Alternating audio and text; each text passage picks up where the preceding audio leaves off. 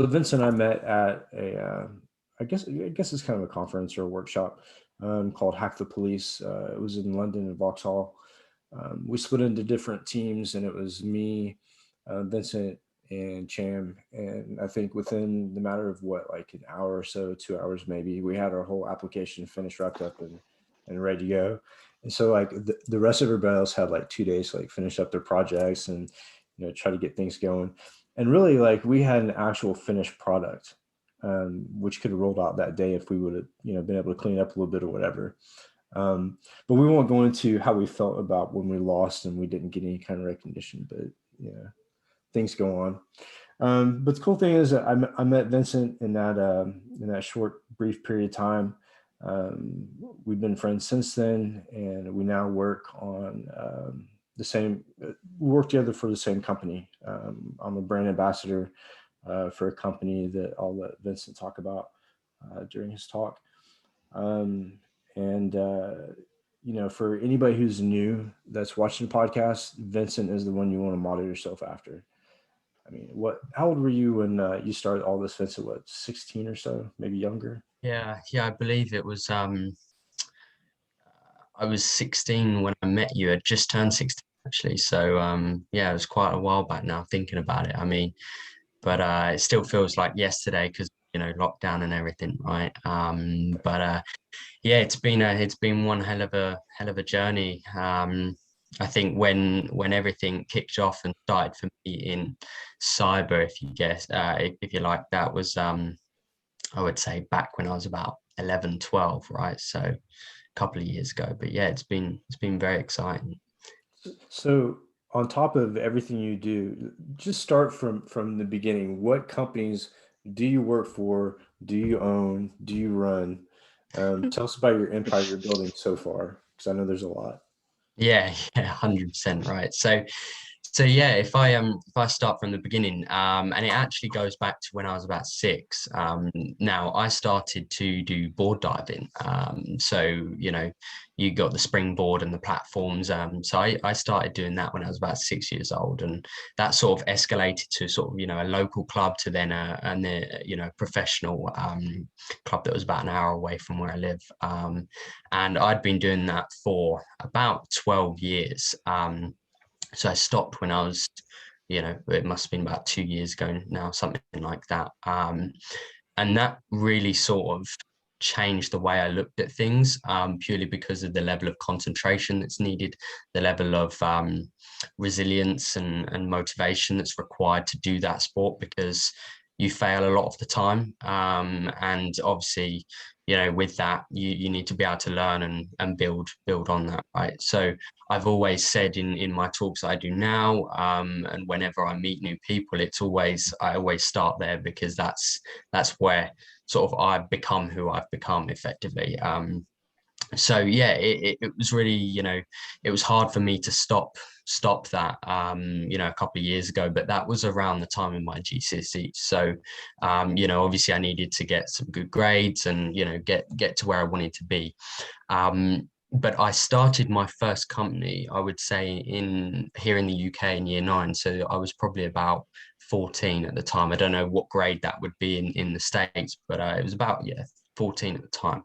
And I'd started pen testing, doing a few bits. I began building and selling computers and fixing them, and then starting to break them, which was exciting. Learning how to break them physically, put hardware inside them that would give you a back door and, Raspberry Pis and all that crazy stuff. And then that sort of transpired into, pen testing and networks and, all of that good stuff. So yeah, I began messing around with those, that sort of area.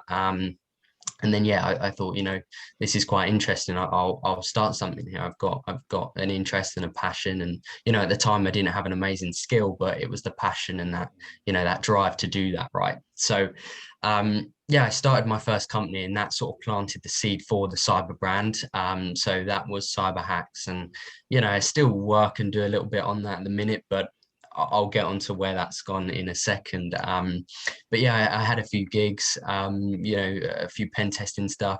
A lot of it was network. I really enjoyed that networks using, you know, the Wi-Fi pineapples and, you know, a bit, you know, that hardware side of things to attack the networks and, you know, the fake, what are they called now?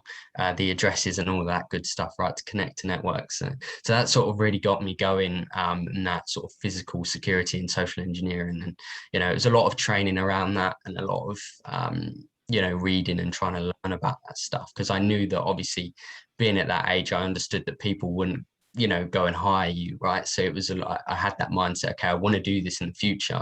I'll start learning now, right?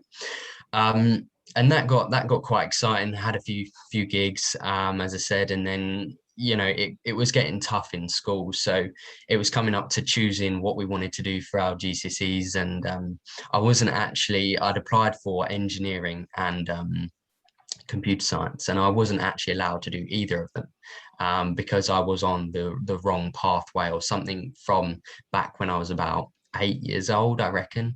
I wasn't very academic in primary school. You know, I always used to be sitting outside the head office, you know, told off or whatever, right? So it all came from that, which was hard to sort of grasp because I'd really tried, you know, my best when it got to secondary school and in this subject. So I wasn't invited initially to do computer science for engineering, and that was tough. But I thought, especially with my parents, I mean, I wouldn't be here today without my parents, right? They've helped me, you know, along the way, every step. They've been really supportive, so that's been awesome.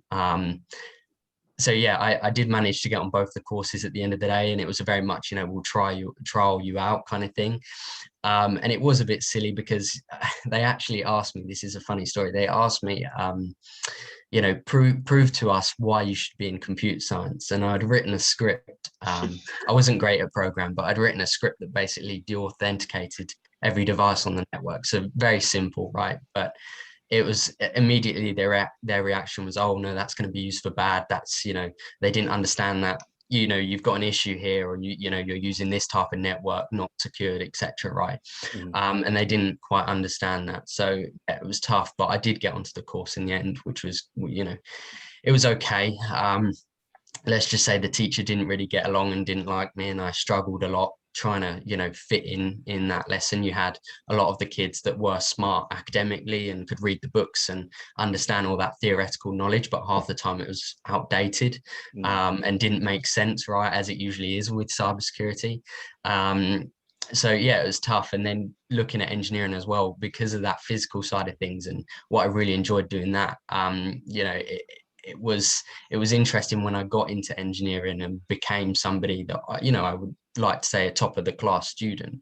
You know, I was creating devices and, you know, programming locking systems with 2FA and, you know, RFID cards and all sorts, right? And my work was eventually presented at a university, and then later on to privately being invited to Leonardo to talk about some drone technology, you know, which is quite exciting stuff. And you know, I remember at the Hack the Police event, we sort of got into that drone hacking, and you know, so yeah, it was exciting getting onto both of those courses and sort of getting my head down, and really working on, you know, being the best I could in those classes. And again, with the it goes back to that diving and that mindset and having that sort of drive and passion that, you know, I'm not going to let anybody else tell me that I can't do this. You know, I know that I can. You know, believe in yourself effectively, right?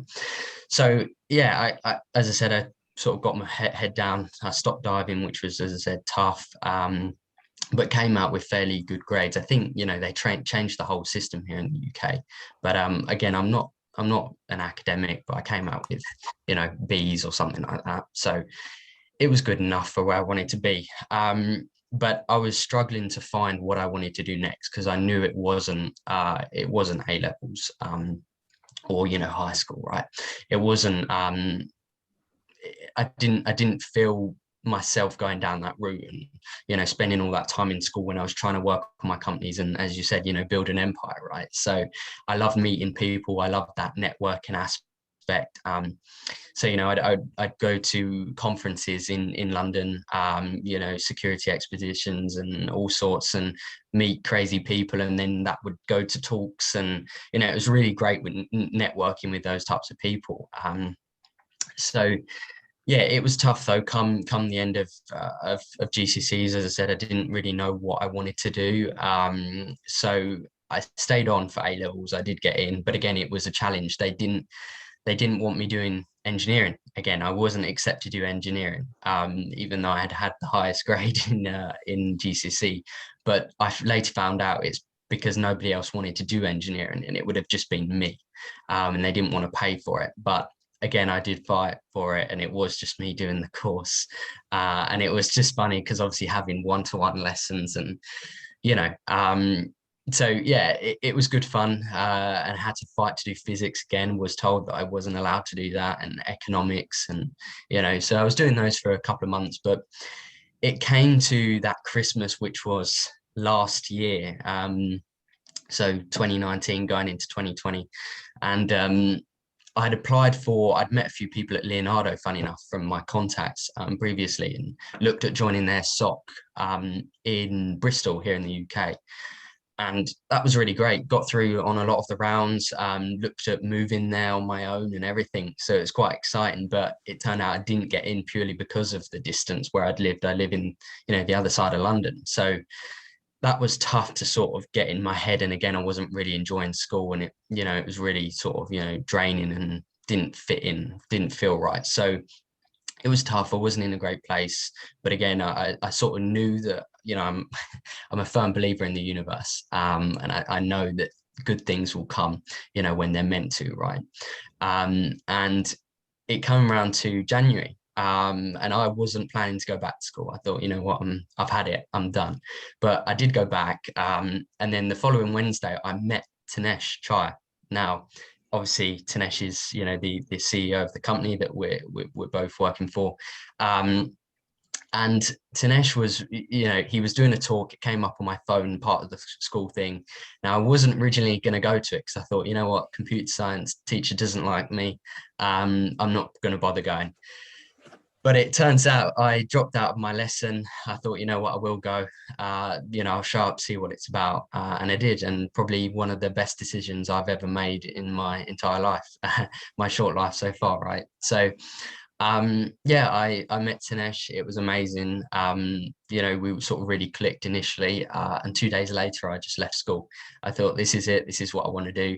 And I left. So, yeah, I left that Friday, and it was a bit of a shock to everybody that was there, and but it was immediately sort of a weight off my shoulders, right, which was just felt amazing. And then yeah, we started to build a relationship. It was a lot more mentoring to start with, but we had a few jobs that he wanted to bring me into straight away around. I think it was LMSs on phishing and all sorts of stuff. So yeah, it was really interesting sort of getting to know that cyberspace a bit more in depth and from an entrepreneurial perspective as well, right? As a mentor, as I said. So yeah, it was really, really interesting. We started that journey, and then it got a little bit more interesting around, what I wanted to do as a company and what I had envisioned the last couple of years. So as I said, CyberHacks was doing its thing, and I had a couple of gigs.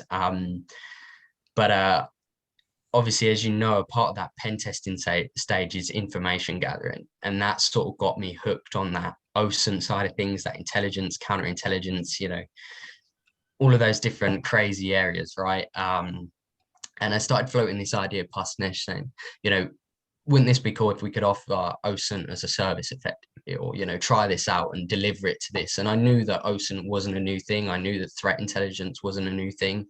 But the way I wanted to wrap it up and the way I wanted to deliver it to somebody was slightly different to what you'd usually see, your recorded futures and, the big boys of the world effectively. So we started floating this idea about, and it seemed to work. We started doing some small gigs for clients friends, family. We'd even sign up an MSP as well at that point in New York, which was crazy. They supply all sorts of cybersecurity services, and they loved the idea, and off and away they sold it. So yeah, it was we knew it was working, but we wanted to shape it in a way that made sense, and we were still working on the idea and how you deliver that to somebody. And then come September, we had a business model, a business plan, a business idea, and a future as well. I think that was really important to have that vision for where we want to see this. And then September of last year, we launched the company officially, called Cyber Intelligence. So this is separate to Jenny, the company I will mention in a second. But Cyber Intelligence, again, under that cyber brand, is again focused on intelligence, right? And providing that open source intelligence as a service. So we didn't want to call ourselves threat intelligence, though. We wanted to bring something new to the market and spice it up a little bit. So we called it close digital protection, CDP for short. And it really sort of landed and stuck with our clients and with the prospects we were speaking to, because it was a new name. They hadn't heard of it before. And we weren't just covering the typical threat intelligence, looking at complex IOCs and all of this crazy stuff. And don't get me wrong, that's amazing. But we were including things such as like human intelligence and tracking physical stuff in the States. And, it was really interesting. So we launched the company in September, and, since then we've been sort of smashing it. Lots of new clients now, lots of new partners in the States, SME, SMB level, as well as high net worth individuals, which is, crazy when you're managing their footprint. As well as partners, out in the Middle East and Australia and Hong Kong. And, so it's, yeah, it's very, very crazy. But I look back now, and as I said, that day of January, I think it was the 19th or something like that. Best decision I've ever made. And what I've learned in the last year is, university of life, effectively. It's been really amazing to learn that entrepreneurial sort of aspect and side of things. But so yeah, I think that's sort of an extended view of where we're at and what we're doing today. I think what's really key in your journey too, and for meeting your dad, I think the support of your parents, I think you hit the nail right on the head. Like that's totally key. Like when I met your dad, I was telling Chan, I've never met someone who's that supportive. I mean, to give up, their weekend or whatever, and go be involved with their kids, and I'm sure there's stuff that you do that your dad has no idea what you're doing, but I'm sure that he shows you just as much support because that's the way he is. He's just a cool dude, Yeah, super yeah, supportive. Um, yeah, so I 100%. hadn't been to any of the other Hack the Police or anything like that lately, but that was a really cool idea that they had. Although some of the projects, so for those of you who don't know what Hack the Police is, they have vendors who come in. I think that weekend was Amazon and some AI platform. But anyways, they give you an API key to their tool, and you develop your own application to help policing. And so everybody was building applications to like help find missing people or to do facial recognition. And me and Vincent are taking down drones in the break room with Wi-Fi. So that was our little help the police type deal. But we had a really cool app. We had an app that would do a wireless assessment like on the fly, show you all the access points, give you ways that the police can DOS those access points so they don't get like data integrity issues or whatever. But yeah, it was really cool. But the thing that got me was, I mean, I looked through that place and I was trying to figure out who I was going to work with. And I was like, I'll just work with myself. But then one of the guys grabbed me and said, no, there's this kid over here, he doesn't have a team. And I was like, let's do it. Let's see what we got. And yeah, like right away we were smashing stuff, and some of the people there were like more interested in what we were doing and rather working on their own project, which I thought was really funny. They come over and watch us like hack the drone, and their group is over there trying to code an application on facial recognition or something, just random stuff. But it was just kind of cool. So yeah, so Vincent and I work for the same company, and the platform is Jenny, and there's a lot of information out about it right now. It's in a very beginning stages of taking the internet by storm. But we've got a couple, a really good staff on board, brand ambassadors, from all over the U.S. and Europe that are top notch. Of course, we've got the brains behind it, which is Vincent. Tanesh lets me know that he runs that show. So Yeah, I think it would be, talking about Jenny as well, with the team, Tanesh, Newman is awesome, obviously running the platform and the developers, right? He does an awesome job with it. I think, to give an overview of what Jenny does, and the feedback's been amazing on it.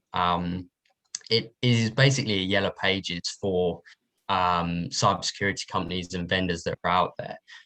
It uses AI and ML to effectively scrape those companies out on the internet and add it to categories. I think there's 45 at the minute. Don't quote me on that.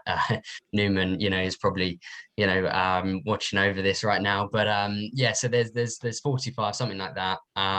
But yeah, it sort of aggregates that into those categories. Is it vulnerability assessments? Is it, advanced firewalls or something like that, right? Or dark web, all types. And it sort of plugs those sort of vendors in those categories and allows people that don't really know what's in the cyber market the ability to search, which is really useful when you're trying to find somebody that's does X thing in X country, and you can look at their data sheets there and contact them. And yeah, it's a really cool platform, and the guys have worked really hard to build it and get up and running, a lot of time behind it. So yeah, I definitely recommend checking it out. it's definitely cool. Yeah, we came together on that platform.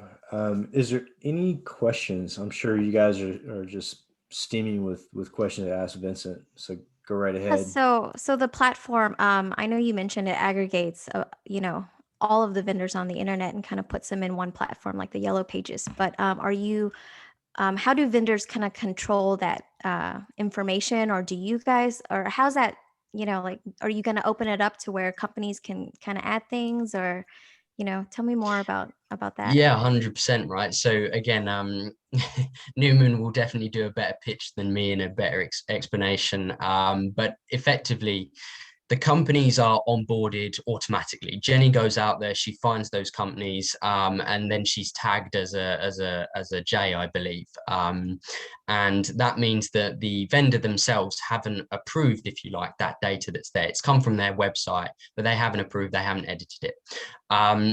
Now, what happens with companies that are interested in the platform, they will then be a verified member on Jenny, where they can then effectively come on. There's an onboarding form where they fill out their information, their website, their services, their descriptions. They'll have the chance to upload data sheets, as well as there's a new thing, beyond the platform, which is focusing on the more human aspect and interviews and that kind of stuff.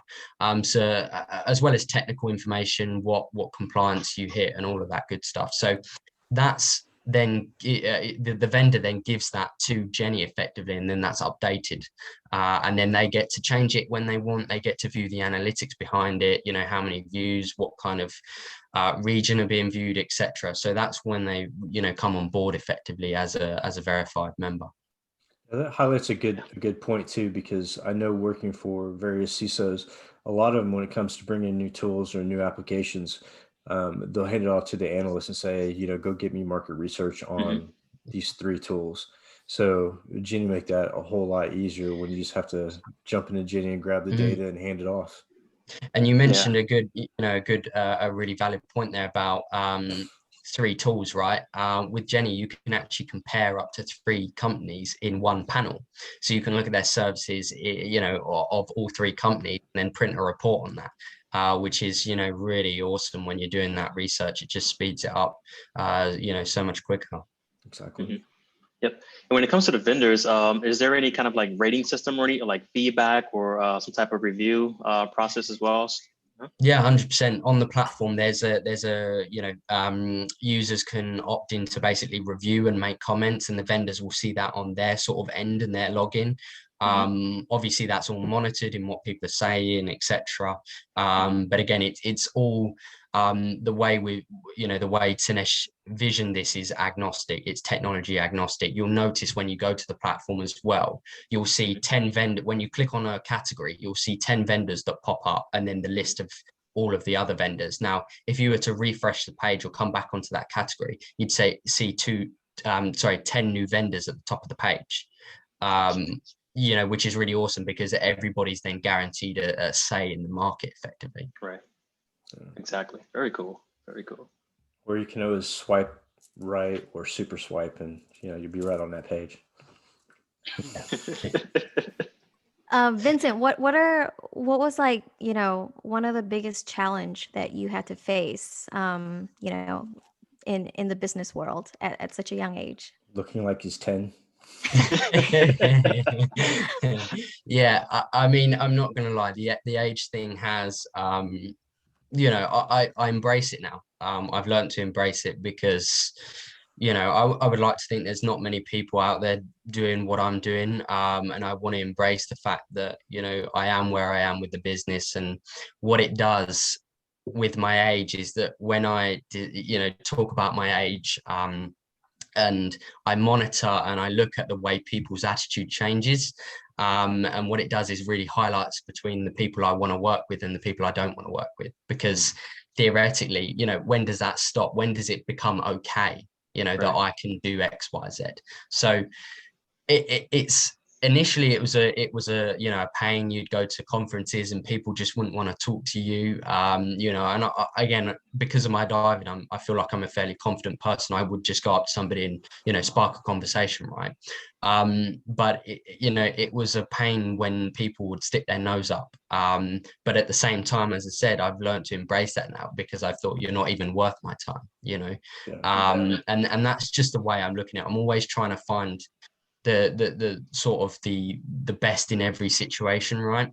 But yeah, I would 100% that's been an issue. But I think one of the biggest sort of business challenges has been so far the investment that we're looking to raise for close digital protection. So mine and Tinesh's company. So Tinesh is actually the COO of my company, Cyber Intelligence, and we are looking to raise money for our platform to build the service out, to make it fully automated, AI, ML, you name it, right?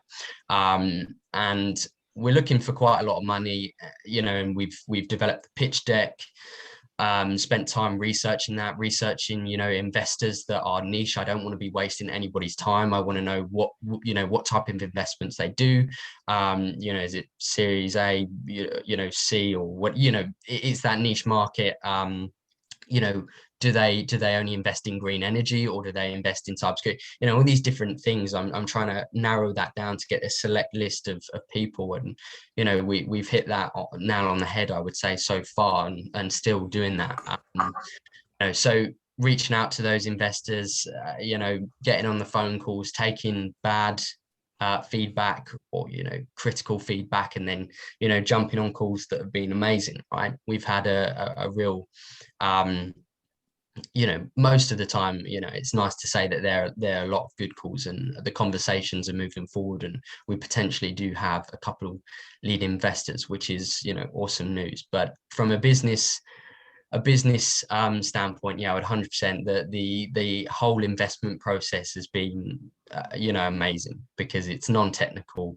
I would say, compared to coming from a cyber background and everything, it's been awesome to get that business side of the business, if that makes sense. So yeah.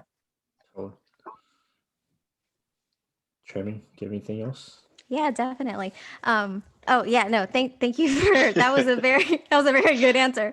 No, I'm so curious. So I don't know. Am I allowed to ask you for your age? I mean, how old are you, Vincent? I'm 17 at the minute. Yeah, 17. So that is Very cool. mind blowing. I think it's incredible that you are 17 and you're so articulate and mature and doing what you're doing and starting your own company. I see some similarities between you and Alton. I know, Alton, you also were like so fed up with the school system that you were like, nope, I'm doing my own thing. Yeah. No, yeah, exactly. awesome. When you started saying it, that kind of brought me back to me growing up as well. I had the same exact thing. I was very technical. I wanted to just learn what I needed to learn in order to get to where I wanted to go. I didn't really care to wake up early to learn about like, history and stuff like that. When I first started, I just wanted to learn exactly what I needed to know to get me on that path. So that's really cool. Yeah, 100%. I will be turning 18 in 2 months, so not long yet. I'm always saying that I'm running out of time, which I is, think you have plenty of time. yeah, it makes me laugh, and depending obviously how the conversation goes with investors and how their reaction is, I always laugh and ask them for X million for my 18th birthday, and it makes them smile, right? So yeah, it's good fun. It's good fun. Nice. I like that you're using it to your advantage. Yeah. Yeah, you're like, look, I have this whole life ahead of me to perfect it, so invest in me. Yeah. I mean, yeah, that's one element of it. I mean, I've had people tell me that, this is actually a quote, your age is a critical failure to your business.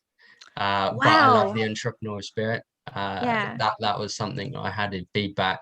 Some of it's been really tough to take in, but I just sort of embrace it, think that you're not the right person to work with, and I'm glad that this has happened this way, rather than going down a path where you then spark relationships, and then I've learned this from Tanesh. Tanesh has always said it's easy to get married but hard to get divorced, right? So when you want to get into relationships with different people and all of that, you got to take it slow and just take their feedback as it comes, and then differentiate between the people you want to work with and you don't. So yeah. So how are you guys monetizing the platform that you're working on, Ginny?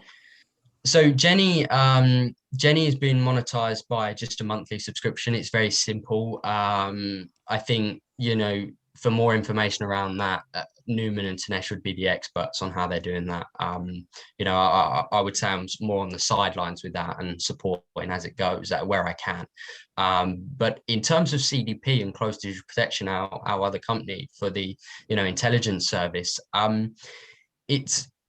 we're pivoting a lot based on who we're working with, because depending obviously on the client size, your reputation of that, or the company's reputation, is usually larger, right? The more they're worth. So obviously there's pricing comes in there, but we're trying to, the reason that one of our USPs why we're different, is we're trying to create this threat intelligence platform as a subscription based service, on as fully managed and on a monthly basis. You'll go to the Recorded Futures of the world, and I've used their technology, and don't get me wrong, it's amazing what they do in the digital shadows. It's it's pretty crazy how they find what they find. But there's no platform out there that's sort of a go-to for businesses that is a click buy now, put in your digital assets, your domains, your IPs, you whatever, right? And off and away you go, and cancel at any time effectively, with a price associated with that. There's not really a platform like that at the moment, and that's where we're trying to hit with that SME market. You look at these large corporations and they have internal threat intelligence functions, internal security programs, but you look at the organizations lower down, the startups, the SMEs that don't have that, they're struggling because they need this technology. We now work with our clients that they've been hit by ransomware attacks, and their dark web their data has been released on Twitter, screenshots of information from the dark web, and they don't know how to go about it, right? Because they don't have those internal teams. So that's sort of where we're looking to come in, where these guys and these companies effectively have a website they can click buy now, effectively put their assets in, and they're being monitored by an analyst internally from us, right? And then we can talk to them through the platform, show them assets that have been scanned, and investigations in real time. It's a very hold your hand through the process, and we deal with all the remediation. They make the business decisions that come back to us, and then we obviously deal with that remediation. So in terms of monetizing it at the moment it's pivoting, because again, we're working with high net worth individuals, and somebody that's worth 10 million or somebody that's worth 500 million, you don't just want to be charging them the same amount of money, because their reputation is a lot and their brand is a lot bigger right? So still pivoting at the moment, but again, we've sort of compare ourselves, and as a visionary, I'm always saying that I want to become the Microsoft of threat intelligence or security intelligence. Simple buy now button subscription. If you need to add more assets, then they just add on, right? As simple as that. I hope that answers your question. Yeah, definitely. So let's just talk more about threat intelligence. I'm sure Alton and Mike has more technical questions to ask, but kind of give me an overview of like what are some interesting things that you're seeing in terms of like threat intelligence that you guys are monitoring. Yeah, 100%. So at the moment, it's a lot of ransomware attacks, which is the I would say the stand at the moment for our clients. Obviously we have access to the dark web and all of that, crazy data, and can translate across multiple languages and all of that good stuff. But it really does depend on the clients, because we're not doing it for an entire sector. It's more based around a particular client at a given time. So if we're monitoring one of our MSPs, funny enough, and they've got access to a law firm, they were hit by, I believe it was Revel ransomware. Their data was sold on the Happy blog, and that was the whole process of finding that information, looking at the Mega NZ links, getting that taken down, and following that whole sort of process of that mitigation. So it really does depend in terms of what we're seeing in the threat intel. I know I've spoken to people recently, some interesting people within the finance sector, and they're really obviously focusing on the threat actors that are hitting those sectors and so on, right? So they look at it from that broad perspective. I would say we're more narrowed down on what's hitting that client, but also in the future we are looking at bringing in threat context, which looks at all the threat actors out there, what markets they're hitting. So for example, if our client is in the financial sector, we effectively tailor news and threat actors to them. We look at what threat vectors they're using, and then effectively tell them in advance, okay, look, we're seeing a lot of these threat actors using phishing attempts, and the emails look like this. We give them that information, and then off and away they go. They remediate, they turn up the anti-spam or whatever, right? And they put notices out. So we've got it's more of a vision at the moment, what we're trying to do on a broad scale and look at threat intelligence as a whole, but at the moment it's very niche to one client. Gotcha. So how do you kind of keep the the data? How do you protect your company's data from these threats, since you guys are monitoring it? Yeah, it's interesting, and we've had a lot of conversations with law enforcement. We work with some law enforcement, and their whole discussion is around, okay, where's your data, where it's being hosted, who's supplying the data. And when it comes to H4unt, some of you may know, but tool used by and created by the Russians. Obviously that poses some issues and some concerns.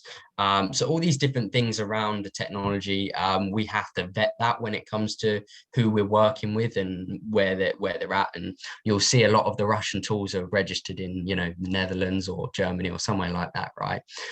Which is quite interesting. But that sort of supply chain is they're all in Moscow, right? So so we're obviously looking at that and the feeds that we're bringing in.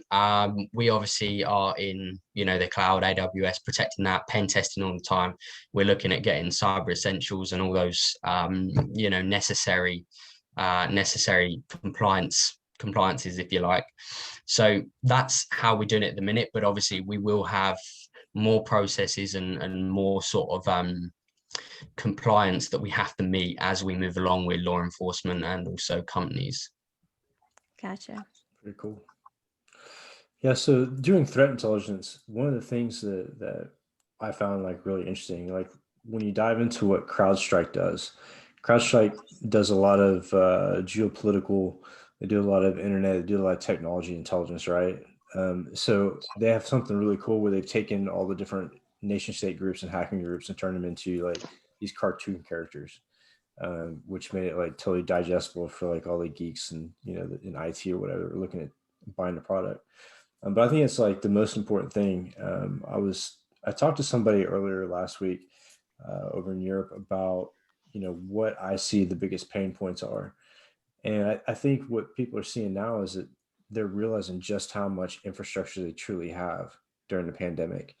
Because when that infrastructure is separated between the workers and the actual operations, they're actually starting to see that there's more to their network than they actually thought to begin with. And without any kind of like actionable threat intelligence, like let's say you don't have, you don't know the tool set that they use, or the banking strategy it's using. Bank of America, or some of the larger banking institutions have their own threat intelligence. What they do is they break it down to infrastructure and geopolitical groups, right? And so they list out all different groups in their technology and what verticals they try to hit. Are you guys looking to build something like that out to where you have like human assets to dig that information from the dark web and from those different groups? Yeah, 100%. I think it's important to note that the way our platform works is that we have a back-end portal, if you like, where the analyst sits, and then a front-end portal that we've actually called, again, a new name, Reportal, which is a report-based portal. Again, just a quirky name, why not bring something new? So we're looking at the analyst in the back end has the ability to do those real-time searches into the dark web, do those investigations. They can search in, social media and data leakage from, Elasticsearch or AWS, whatever, right? And they can pull all that data in a nice graph fashion effectively in the platform. And what's really nice is that enables us to filter that information before we pass it to the client. So we're only passing the client actionable intelligence, that they only need to see what's going on now in their environment. We don't want to show them leaked credentials from 5 years ago. It's just not, so we want to, with the analysts in the back end, we are looking to then start to, as you said, sort of gather our own data and our own sort of analysis on the threat landscape within the dark web, for example. So that's something we're looking to get to in the future, 100%. Yeah, that's So is the analyst a person, or are you guys using AI for that role? So when it comes to threat intelligence and open source intelligence and counterintelligence, right? I'm a firm believer. I mean, I like AI, but I'm a firm believer there still needs to be people behind it 100% at the minute. It's just not good enough for AI to make those connections. So we have a person sitting behind the platform that can manage up to X number of organizations in one go. Now, in terms of alerts, if an analyst is down, for example, alerts go straight through depending on their, critical sort of level and severity level. But the analyst is there for those investigations. So when our clients sign up, that yes, they get the 24/7 monitoring, but they also get X number of hours of investigations on the back of those alerts that are coming through. So for example, if a threat actor has just mentioned them in the dark web, saying that X, we're looking to attack this on whatever, right, on this IP, we would obviously pick that up, and we would then have our analysts go into the dark web, do those investigations on that alias, look at, are they connected to any other accounts, PGP, Bitcoin address, you name it, right? It then branches out as a spider web. And that's what we're looking to achieve when we get the platform and the MVP up and running, which is about 10 weeks out now. That's what we're really looking to hit there. Nice. Awesome. Do you partner with any cybersecurity companies, or mostly MSPs, or who's your, I guess, ideal partner? Yeah, so we partner at the moment because we're so young. I mean, we're only 6-7 months old. It's very, let's have conversations and let's see where it goes, right? It's not, a strict company guidelines to this. We're very open to conversations with anybody. I mean, to give you, an idea, we've got partners that are just delivering sort of ATO services, account takeover services with credential monitoring. And those guys are, ex-Secret Service out in the States. We've got partners that have access to a huge network of high net worth individuals, 2 separate partners, one in UAE and GCC, as well as in the States. We've got a cybersecurity partner in New York, an IT provider, so not even somebody in cyber, an IT provider in the UK. It really does range. It really does range in who we want to work with, and again, that all just comes down to a conversation if we see business effectively.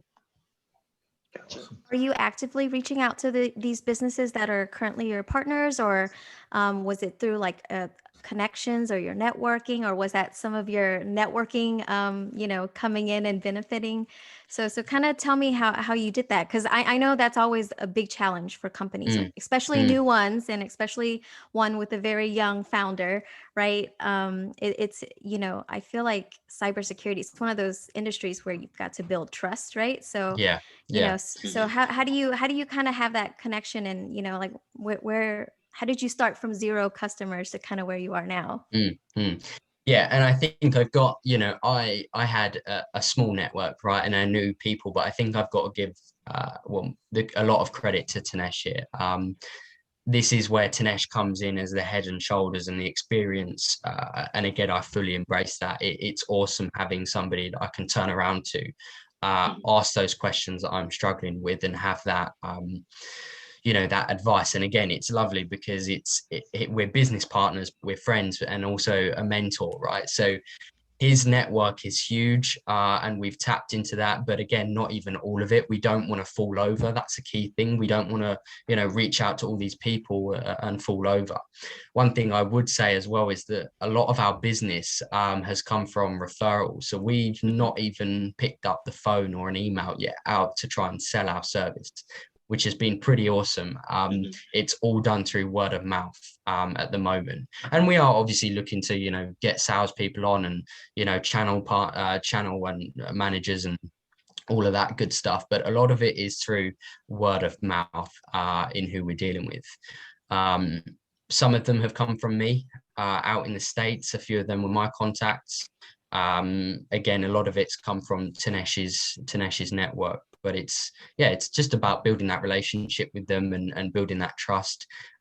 This will make you laugh. One of our partners in the States, some of the guys under the company, they don't know how old I am, and one of the guys there, bless him, he thinks I've got kids and and married, and he actually said that You're like, I don't even have my older license yet. Yeah, exactly, right. So he thinks I'm older than Tanesh, got kids, married, been there, done it. So I don't know if you'll see this on LinkedIn or whatever, but it'll be a nice surprise. But I mean, I was working with them since I just turned 16 as well. So yeah, it's just about building those relationships, and word of mouth, I think, is so key. Networking is Absolutely. number one. And the community is so small too. I remember when I first talked to Tanesh about the company, he says, "Oh yeah, we've got this guy that works for us, and he's a young kid, and his name is Vincent." And I was like, "Wait a minute, I know that name." He said, "You know Vincent Cook?" And I said, "Of course I know Vincent Cook, absolutely." And that's when Tanesh said, "Yeah, he's with the company. That's say no more. Whatever you guys need, just let me know." So that's how I got brought into that group of people. Really great group of people too. When I looked at the people on the board and the ambassadors, like some of the names that they had was pretty amazing. Like I think a good majority of them have been keynote speakers at some point, or still are. So given your background, Vincent, and everything you've done, if there's one thing you could have changed so far, and believe me, there'll be a few, I'm sure, come down the road, because you're starting out at such a young age. You're going to have a few of the things that you look back and go, "Man, I really wish I could have done that differently." Is there anything you've done so far that you wish you could have gone back to change or make different? It's an interesting question because, as I said at the start, I'm a very firm believer in the universe, and I always think, I always say that the universe has got 3 answers: not yet, maybe, or yes. And that's sort of stuck with me throughout what I'm doing. And I've never really regretted any decision I've made, even if it's not the best one I've ever made. I've always thought, okay, it's happened now, let's move on, we've learned from it. And it's always been, okay, I wouldn't have been here if I hadn't have done that, or I wouldn't have learned this if I hadn't have done that. So that, yes, I've made lots of mistakes, but I don't think I regret or would change any of them, if I'm going to be honest with you. If I was to give you an answer, it'd be, learn to save money a little bit more. And some of the things I've spent money on, maybe not. But in terms of, from a business perspective, I don't think I regret anything. I've made mistakes, 100%. We all make mistakes, but I wouldn't say I regret any decision I've made. Yeah, I think that's key. I think knowing that you're going to make mistakes is the foundational key, but learning from those mistakes and moving past it is another thing. There's tons of things within cybersecurity that are new to me. Podcasting, I never would have thought I would have been doing a podcast. If you'd have asked me, the day that we met at Vauxhall, if I'd have a podcast, I'd tell you no, never happens. But here I am doing a podcast with you guys. So, I mean, it's weird how different choices we make early on in our careers in cybersecurity kind of determine who you become later on down the road. And it's really cool to see some of the people that I've hired, years ago, and look at where they're at now. There was one girl that I brought into an oil and gas company, and she was just a SOC analyst. I was building a SOC, and now she runs one for another company. It's just little things like that is really cool going through your career, like looking back and seeing the people that you've worked with and the people you've, brought products to market with, and, what it's done for them and where they're at now. Yeah. I was just going to say, and add to that, definitely learning from your mistakes is one, and going back to having that network and people around you to learn from. Who said you have to learn from your own mistakes, right? Having that network there and that circle of friends and whatever, you can pick up what everybody else is doing and learn from them and learn from their mistakes as well. That's also key. Yeah, that's definitely key. Although I tend to make stupid pet trick mistakes where I keep making the same mistake over and over again. Yeah.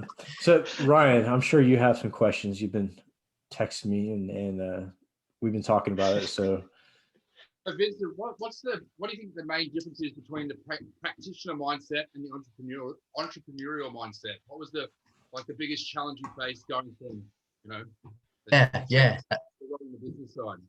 No, that's an awesome question, actually, because I've often thought about this myself, is that, I love the fact that I have, I would like to think I have a balance between a practitioner and knowing my stuff effectively and the business and being able to talk to people. And Tanesha said that as well with me, that, I just have the ability to speak to people and be myself and be upfront about it. But, have that practitioner knowledge behind me to then back up everything that I'm saying. So it's a really interesting question. And I, if I'm being brutally honest, I love the business and entrepreneurial side of things. I think that's amazing, connecting with different people and, understanding how things work in that sense and how people operate is awesome. But and I would say that's the main difference in terms of, there's a slight shift, if you like, 51% towards, business and entrepreneurial. But I'm definitely on top of things when it comes to a practitioner sense. I mean, we're still a very small company, right? And I'm the one delivering most of the time. We have two other analysts, but I'm the one sort of overseeing and delivering on most of those projects. So I have to, keep in the loop, and there's some interesting things coming out soon that will help people to keep in the loop around intelligence that we're working on. But yeah, it's a very fine line, I would say. But I love that entrepreneurial side 100%. Yeah, I was going to ask a very similar question too, because I know you're very technical, and I feel like a lot of times when you're starting a business, you kind of have to like shift gears between marketing, sales, business development. Now tax season is here, you got to figure that out. And so I was wanting to know too, like how do you make I'm sorry, my dog's having a dream. How do you how do you like kind of like keep that balance to where you keep your true passion at being technical, but also kind of managing a lot of the day-to-day business stuff and growing with that? Yeah, no, this is a great question as well.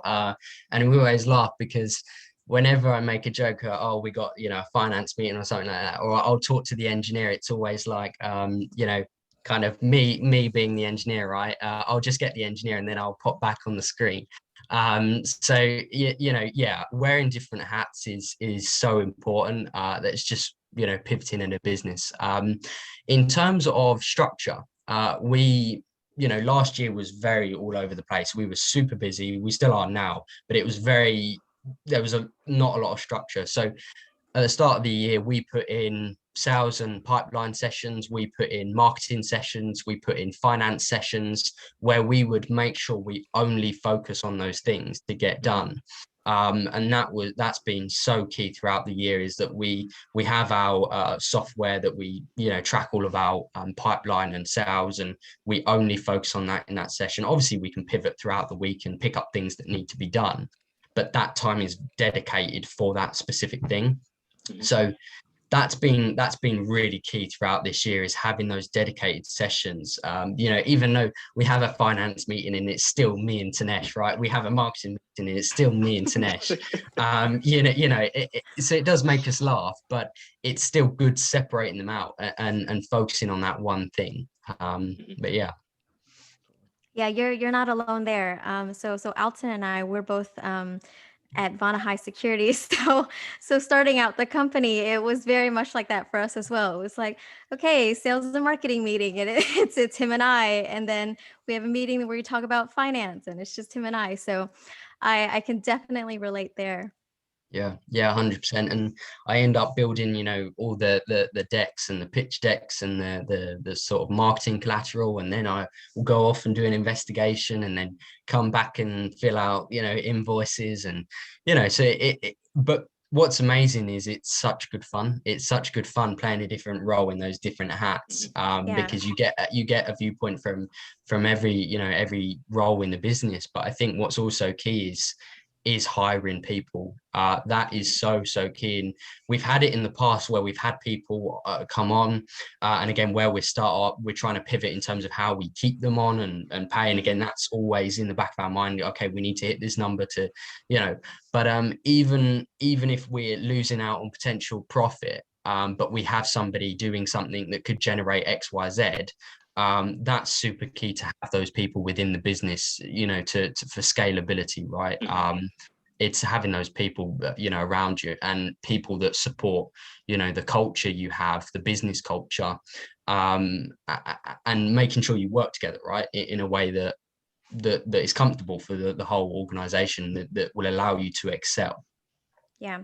So kind of this is a question that has to do more about, like, somewhat of your social life, but you're so young and having your own business. I know firsthand how much time and effort that takes, right? Like I'm doing like 14-16 hour days sometimes. Not that I'm complaining, Alton, but it's a lot of work, and you do it because it's your own baby, and it's like you want to see it grow, and that you're the only one that's going to do it, right? Like it's all on you. So so for being so young, I mean, you're 17, like other 17-year-olds your age are probably out partying. So what's that like? Do you have like kind of friends that are also techie? I mean, what's your idea of fun? Yeah. It's a great question. So yeah, I can relate to the hours per week. I could end up quite easily doing 80 to 100 hours a week, easily. It's it just happens, right? As you said, it's a baby and you want to see it grow, and if it needs XYZ, then you're going to do it, right? There's no two Yep. ways about it. So that's just my mindset. And I would say a lot of my friends are older than me. I've just got on a lot better with older people. Obviously while I was in school, I had friends, but even when I was in school, I couldn't stand people just because of how childish and pathetic, if I'm being brutally honest, Yeah, right? no. I couldn't stand people, and it was very frustrating. And that was while I was in school. Now I look back and sometimes I feel sorry for the people that behaved the way they did, because I'm thinking, where are you going to get in life with that? That's not, so I've never really, I've got select friends. I think you only need a few friends that are the right people. So I've got select friends, my in my age bracket, if you like, that aren't techie, right? But a lot of the people I speak to and connect with, even Newman, right? So Newman's a couple of years older than me, amazing young entrepreneur again, and we connect really well, and it's just that mindset and that mentally we want to do this and we want to achieve kind of thing, and obviously it's nice Newman's a techie as well, so connecting with people that are older than me is usually what it's about, and I don't have an issue with that. And when it comes to Tanesh, and that's what I really love about our relationship, is he doesn't see it as that it's a 45-odd-year-old and a 17-year-old. He sees it as we're both equal and we have a laugh all the time. We get along, it's really nice to remain on that sort of that same level with somebody, and then to have that same respect for you as you do for them. So, yeah. Absolutely. Yeah, I can definitely relate with that.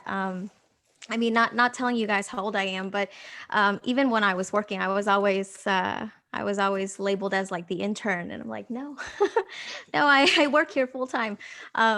So yeah, I get that a lot too. And a lot of my friends and mentors are also much older too. But it's nice. I feel like when I started working, I started to realize that age doesn't really matter, because it's more about that emotional intelligence. And I think emotional intelligence is different for people, but age has nothing to do with it. I like for you, for example. I mean, I think you have a lot of emotional intelligence for someone at your age. You sound like you could pass as a 35-year-old if I was just talking to you on the phone. Yep. And also, I got to say, it's really nice to hear that you're embracing networking. I got to tell you, when I started pen testing, and when I was, I don't know, 18, 19 years old, 20, I was just focused on being very technical. Mhm. And so when I went on site, I was just all about just getting the work done, didn't really try to embrace a relationship with the client. And, because I just didn't really see it as very valuable until I got a little bit older. And I was like, well, when I started my company, I really started to realize that, having You're like, I should have been nicer to people. Yeah, you start thinking about previous clients. You're like, man, I wish I wish I could reach out to them, but they probably won't remember me, right? Because I was just the guy in the conference room hacking. I didn't really get to ask them, how was your day? How was your week? What do you guys do? How long you been with the company? So it's really nice to hear that you're embracing that, because, like you said, the universe really works in the way it's supposed to. And so down the road, it's so interesting how like a person that you never thought would hit you up with, all of a sudden they need you really badly in like yesterday. So that's really cool. And that's that's the way it's been. A lot of our business, funny enough, one of our clients now, we built a relationship with them, I want to say a year and a half ago. They knew we're a startup, they knew sort of what we were doing and the idea, and a year and a half later we've just landed a fairly large deal with this client, right?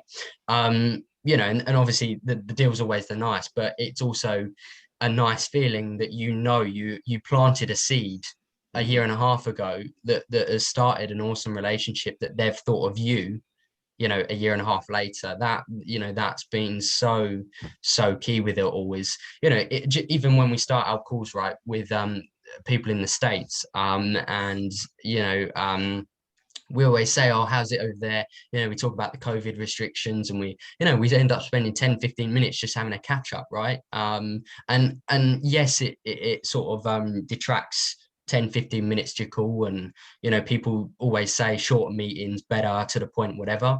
But when you're starting out and you're building these partnerships, it's so key to, if you have to, extend those meetings to build that relationship. And you're human. Everybody's human at the end of the day. You're not just somebody that's working in an office. And I think that's what COVID's really helped out with, in a way, that people have actually understood that we're all just people doing our daily thing, right? And we need to understand each other a bit better. So yeah, the relationship, the relationships, when you creating them, is so important.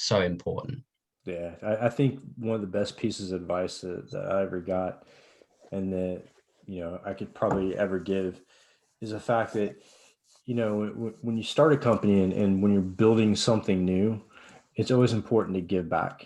No matter how busy the schedule is, no matter what you have on your plate. If you have to disregard 20 minutes from one plan to jump on to help somebody out, to give something back instead. That'd be my biggest piece of advice for anybody starting out a career. But with that same line, Vincent, knowing there's going to be kids who watch this. I mean, we have a kid that comes into the Discord is like 11 years old. So if you were to give your 11-year-old self a piece of advice that would help him today, what would it be? Use frustration and people telling you no. Use that to drive you and use it as motivation to prove them wrong. That has been the number one thing that I've stuck with. I always embrace, that no, you can't do this. Even back down, diving when I used to learn new dives. No, you're not ready for that yet, or you're not, And then, school, you can't do this. You can't do engineering. You can't, It was constant, right? But it's learning not to just think, oh, okay, I'm not good enough at this. If you have that passion and you have that ambition to be your future self and who you want to be, then you've got to learn to use that frustration that you're taking from onboarding from those no's, and using that as your motivation to think, no, I'm gonna prove you wrong. And that has been something that as I said, has stuck with me. Every call I have, for example, with the investors, you hear a lot of no's, right? Yeah. But it's just like, no, I'm going to prove you wrong.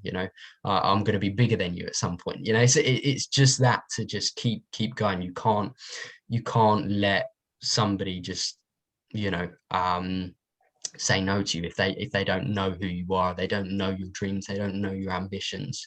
And that give back piece is so important for me as well. You mentioned, and with DCC, Jenny, we're onboarded as part of the Kickstart program here in the UK, and that's effectively giving back to young individuals that are on universal credit, and that because of COVID, it's hard for them to find a job. So we've got those people on board, and we bring them on, and I'm training and spending time with them, building those relationships and people skills. And then, as well as I won't go into too much detail about this at the moment. It's a whole new session in itself, but we created, me and Tinesh created a company last year called Cyber Inspire. So another one of the cyber brand. And that's really looking at creating a cybersecurity program available for young people between, at any age that they can start, but bridging that gap between people sub 18 effectively. Bridging that gap between industry. You'll find a lot of apprenticeships, a lot of jobs will require 5 years experience and minimum age of 18. It's like, where do you find that, right? And they don't teach it in school. They don't teach cybersecurity in school, at least over here. Uni, again, it's out of date. A lot of it is just they're trying to keep up with it, right? It's like a hamster on a spinning wheel. So we're trying to create a program that's dynamic, that changes, but gives young learners the ability to log onto a platform and have a program that aligns with their school terms, for example, detailed down to that, and they do different things in cybersecurity, and they learn, and we have companies that sponsor it, and they go off and do placements there, so it's really that give back piece when it comes to cyber. I'm really all about that, and the charity work around that 100%. Yeah, it's super important. I think in order to keep the industry going and moving in a direction that I think we all want to go in, it requires giving back sometimes and sacrifice. And what's funny is, the same people who tell you no and slam doors in your faces, they don't change as they get older, and they don't change the more time they're in the industry. They're still those same people that want to slam doors. And that's part of the thing I have to remember is when I'm dealing with people in the industry is that, sometimes I don't always pick up someone's personality or the way they're communicating. And so I just have to let it go and keep moving. Because, I'm sure Bill Gates had tons of people slam doors in his faces before Microsoft became, what it is today. So those things are going to come along.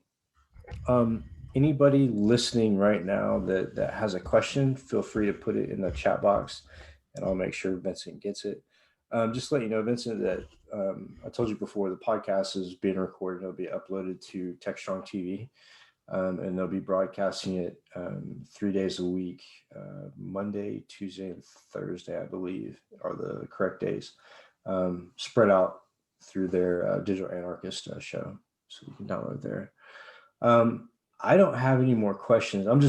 I'm glad to see you, Vince. I'm glad to see you're doing well. Tell your family I said hello. Your dad is like super cool. Tell him he still owes me an ice cream too. Yes, I was about to say we still owe you an ice cream. Yeah. Anybody else have anything for Vincent? Yeah, I got one last question for Vincent. What are some milestones you want to hit 10 years from now? 10 years from now. Wow. So I guess it starts with the short term. I want to hit the investment goal and scale our company. That's number one. That's always in my head. I want to scale that company and make the certain products for the different industries as well as individuals and really build that out and focus on that. 10 years as well, I'm looking at, again, building on that give back program and how to innovate that.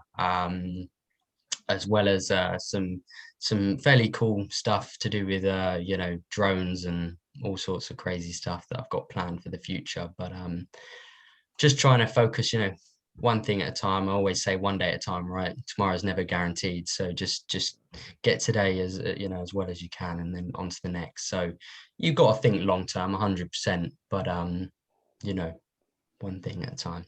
Yeah. Very cool. Anybody else? Ryan, you have anything else? I have a question for all of the hosts, actually.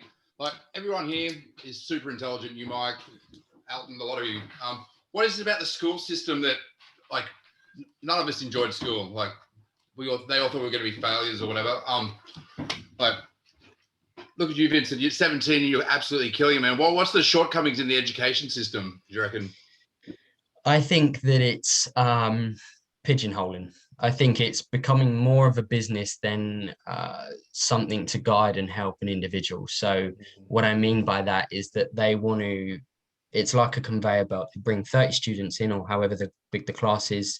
They sit them all, teach them everything at the same time, at the same level, sit the same exams, and that's it, and then get them out. The ones that fall behind, we don't care, kind of thing. And it's that pigeonholing people into that generalization of that business model. Now at my school, there were amazing people and amazing teachers that did support me, and their backgrounds were, they had a lot of life experience and come from a lot of different places, and they were awesome. They supported me, but more often than not, I wasn't supported. And again, that just becomes, that was because I was different. I didn't fit into that block of 30. So I would say that's the biggest loophole at the minute, is that it's becoming more of a business rather than support for each individual. Yeah, I think in the US, the biggest downfall is right along that same lines. But I think in the US, the school system is so focused on teaching to that median IQ level, and may come off bad or may sound bad, but the average IQ level in a lot of states in the US is not as high as it probably should be.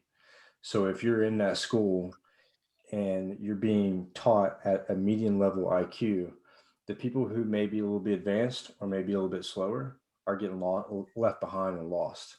And I think that's exactly what you're seeing over there. Yeah, and people shoot up at different times, right? There was people that at school that were way cleverer than me, right? They were up here, and there were people also down here. But people, what they didn't understand as well is people shoot at different times. They excel at different periods in their lives, and that's really really important for them to understand. But yeah, it was an interesting, for me at school. But I think that would be the biggest problem with the school system at the moment. It's just too much of a, in and out job effectively. Yeah. Cool. Well, I don't have anything else. Alton, Tremi, anybody? Is that it? All right. Well, Vincent, I really appreciate you coming on the podcast, And feel free to drop into the Discord and jump onto the podcast anytime you want. We have them every Saturday at 4 p.m. Central Standard Time, which is, I believe, is 9 p.m. UK time. Yeah. And I believe it's 9 a.m. Australian time. Is that right, Ryan? I think It's 7 a.m., man. 7 a.m. Okay. Yeah. So feel free to stop by anytime. I'm sure I'll be speaking to you within the next week or so. And the drone stuff, when you start working on drone stuff, let me know, because I'm still interested in doing some stuff with that. Got some interesting stuff planned with that, some defense companies over here. So yeah, I'll definitely keep you posted. But yeah, no, thank you very much for having me. It's been awesome to have a chat and understand all of your your views and opinions. No, it's been really good. Thank you. Absolutely. Thanks for coming. Awesome. Thanks for coming, Vincent. We appreciate it. All right, Thank guys. you. Alton, thanks for co-hosting tonight. I really appreciate that. Hope you enjoyed it, and hope you'll come back again and co-host. The goal is to bring as many people into the fold, and we can all share in the co-hosting and hosting, because this is more of like a community type effort. I don't want this to be the Mike Jones podcast show. So anyways, y'all have a good weekend. I will be talking to you guys throughout next week on Discord. If anybody needs a Discord link, let me know. I'll make sure it gets to who it needs to go to. And that's it. See you guys next weekend. Awesome. Thank you Have a very good much. one, everyone. Take care. Bye. Take care, Bye. guys.